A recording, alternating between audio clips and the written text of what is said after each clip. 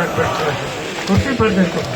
श्री कृष्ण गोविंद हरे मुरारी हे नाथ नारायण वासुदेव कृष्ण गोविंद।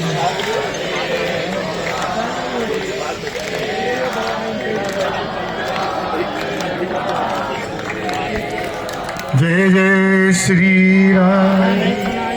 श्री कृष्ण भगवान की, श्री कृष्ण मंदिर दिव्य देश की, श्री ब्रह्म महोत्सव की, समस्त वैष्णवों की जय जय श्री राम।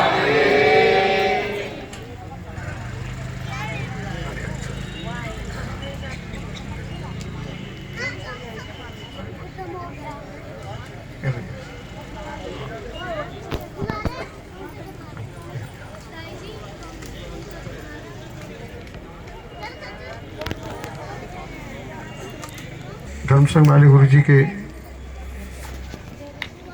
पूज्य सभी हमारे नैयायिक जी, हमारे मुकुंद सन जी, हमारे रंगलक्ष्मी विद्यालय के प्राचार्य जी, आचार्य, हमारे नरसिंहाचार्य जी, हमारे राजू स्वामी, सभी लोग, और सबसे आप अच्छी अच्छी बातें सुन रहे हो। पर जो ये ब्रह्म महोत्सव है, ये कहाँ से प्रारंभ हुआ?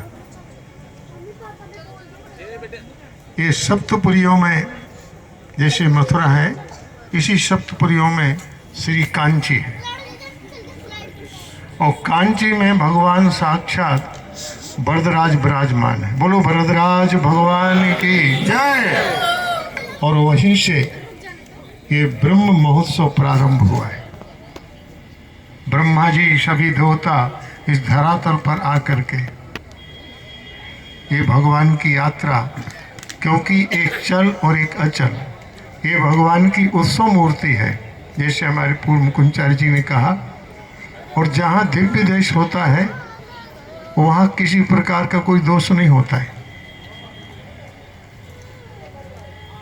और ये परंपराएं आज की नहीं है, ये किसी व्यक्ति विशेष की बताई हुई नहीं है, ये सब सनातन धर्म के द्वारा चल रही परंपराएं हैं। और ये आचार्य कुटी बगीची, क्योंकि भगवान की जब यात्रा होती है तो भगवान बगीची में पधारते हैं, निकुंज में पधारते हैं, और वहाँ ये विद्युत गोष्ठी, ये गोष्ठी होती और गोष्ठी प्रसाद होता है।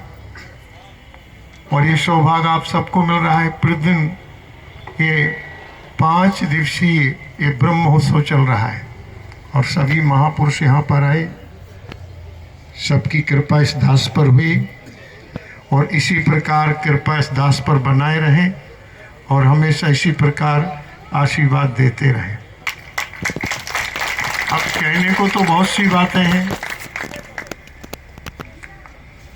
आजकल बहुत लोग आ रहे हैं, यूट्यूब में देखो सब बोल रहे हैं, पर चल बहुत कम रहे हैं। कहो राधे राधे। भगवान का अवतार होता है, उनकी लीलाएं होती हैं, और लीला के बाद भगवान अपने निज धाम में चले जाते हैं। नाम रूप लीला और धाम। वैष्णवम धामो परमम, भागवत के 10वें स्कंद के 2 अध्याय में भगवान अपने मुख से कहते हैं कि मम धाम। धाम जो शब्द आया है भागवत में, और विष्णु श्रेष्ठ नाम में भी भगवान का एक नाम धाम है। और इस पर आज शंकराचार्य ने टीका की है।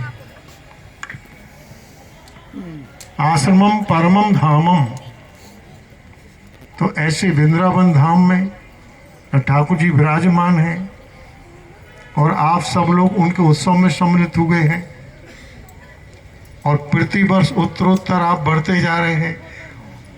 ऐसे तो श्री कृष्ण मंदिरम दिव्य देश में ही गोष्ठी होती थी, पर ऐसी भगवान की प्रेरणा हुई कि ये गोष्ठी भगवान की यात्रा के समय और बगीचे में होना चाहिए। अब किसी को गर्मी तो लग नहीं रही, गर्मी है क्या? नहीं है। कितना अच्छा मौसम है, ठंडा मौसम है। अब स्थिति ये है कि ऐसे उत्सव में हम आते हैं, दर्शन करते हैं। अब हम तीर्थों में आते हैं, साधु नाम दर्शनम पुण्यम तीर्थभूता साधवा तीर्थम फलंती कालेन सद्य साधु समागमा। अब आजकल लोग भावना से हट गए हैं। तीर्थ में आकर के ब्राह्मणों गौ संतों का दर्शन, उनका सत्संग करें तो हमारे विचार बदले। अब लोग पर्यटन बन के आ जाते हैं, पर्यटक बन करके उनका चलो घूमने चलना है। यमुना जी हमारी आराधनीय शक्ति है, यमुना जी हमारी राधा है, यही लक्ष्मी है जिनका हम पूजन करते हैं। आज हम कहाँ जा रहे हैं? ये तीर्थ जब ही फलते हैं जब हम में श्रद्धा हो और समर्पण हो और सदाचार हो। आचार्य परंपरा जितने भी हमारे आचार्य हुए हैं, आज शंकराचार्य, रामाचार्य, निम्बार्काचार्य, रामानुजाचार्य, वल्लभाचार्य, जितने आचार्य हुए हैं, और उन्होंने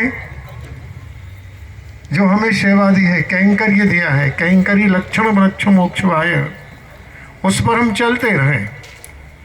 एक तो शरीर से कैंकरी होता है और एक मन से होता है, जिसको हम मानसी सेवा कहते हैं। क्योंकि अनंत जन्मों से हमारे मन में वासना के विकार भरे हुए, अनंत जन्मों से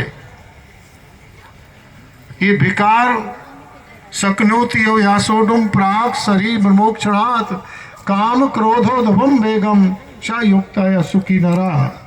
जो शरीर छूटने के पहले पहले इन वेगों को सहन कर लेता है। उत्तेजना, देखो सबसे बड़ी शक्ति क्या है? सहन शक्ति। अब आजकल लोगों में उत्तेजना बढ़ गई है।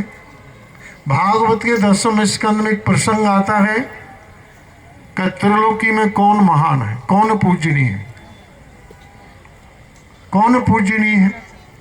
इसकी परीक्षा के लिए ऋषि भृगु जी महाराज को नियुक्त किया गया और सब जगह पहुंचे तो सब में वही उत्तेजना। पर जब भगवान विष्णु के पास पहुंचे और उनके वक्षस्थल पर चरण से प्रहार किया, भगवान तो उन्होंने चरण पकड़े का ब्राह्मण, मेरी जो छाती है बड़ी कठोर है और आपका चरण बड़ा कोमल है, कहीं आपको चोट तो नहीं आ गई?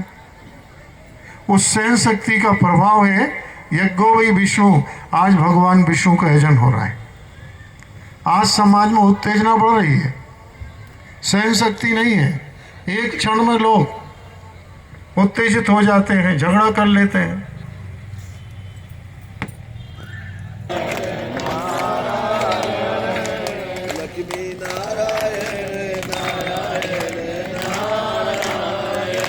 लक्ष्मी नारायण